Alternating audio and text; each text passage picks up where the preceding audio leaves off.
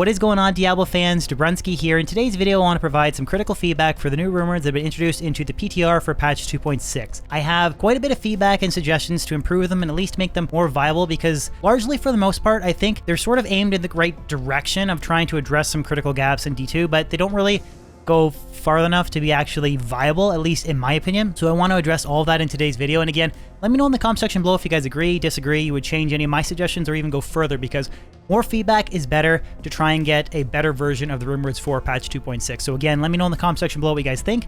Besides that, guys, hopefully you enjoy the video.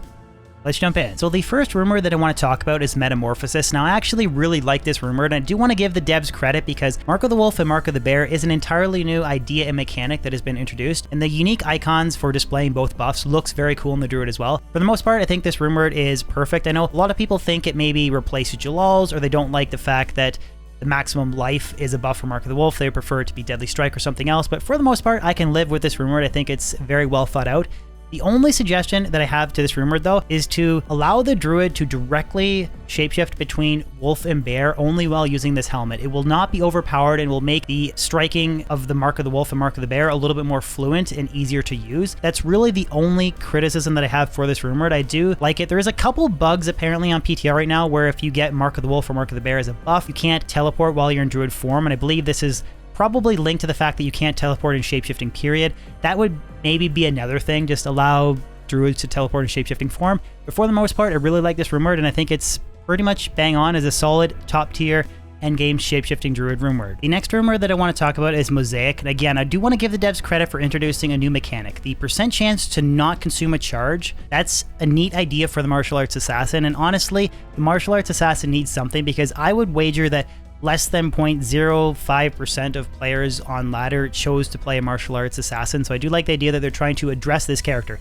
However, this needs to be buffed up to plus 50% to dual wield them to get 100% chance to not consume a charge. I actually recorded some footage from hero edited claws that did this on PTR. It's very cool. I'll show you guys the style points, the AoE area of effect damage. It's all very cool and it looks very neat, and I think it would make the martial arts assassin viable. Now, keep in mind that the footage you're watching is players 1 difficulty with the very best possible gear. Now, I would argue that the clear speed wouldn't even match a Nova Sorceress, so we don't need to worry about this being an overpowered effect for the martial arts assassin, because I think a lot of people forget that there's a next hit delay associated with Phoenix Strike and Claws of Thunder, so when you're releasing those charges, you're not getting quite the calculated damage that you would expect. And I also don't think that people realize these charges run out. They only have a duration of 15 seconds, so if you spend your time buffing up Phoenix Strike and Claws of Thunder and Blades of Ice, you're only going to have a small window to actually release and dump those charges. It's actually, in my opinion, more effective to just stack one of the Phoenix Strike charges and then teleport around and release as many as you can and then restack them again.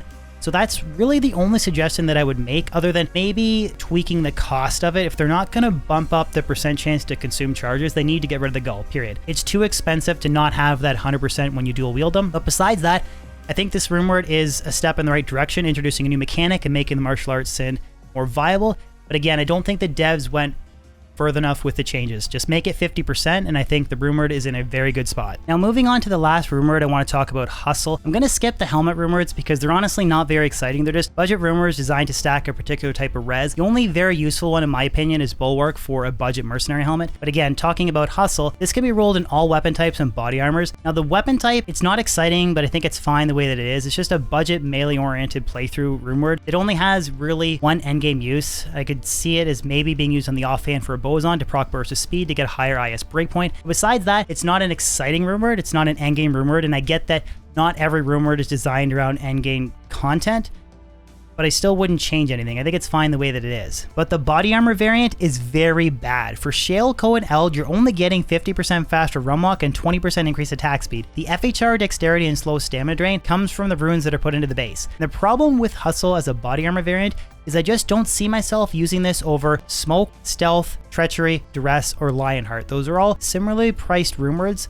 They all have better uses for either a melee or a caster character. I just don't see myself ever wanting to use this to get 50% faster run walk.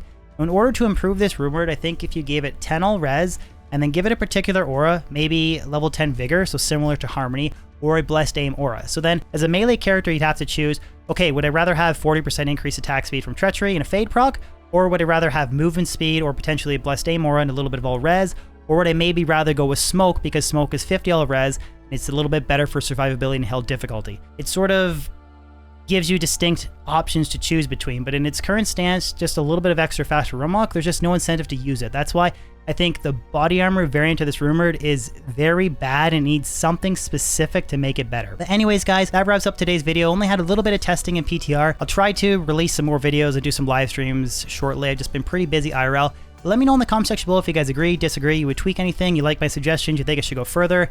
I just would like to see some more vigorous changes to shake up the meta a little bit, because in my opinion, D2 is getting pretty stale, especially with the release of Diablo 4 coming in the future. But anyways, guys, feedback is always welcome, and other than that, hopefully you enjoyed the video. If you did, if you throw a like on it, that's awesome. I'll catch you guys on my next video or live stream. Peace out.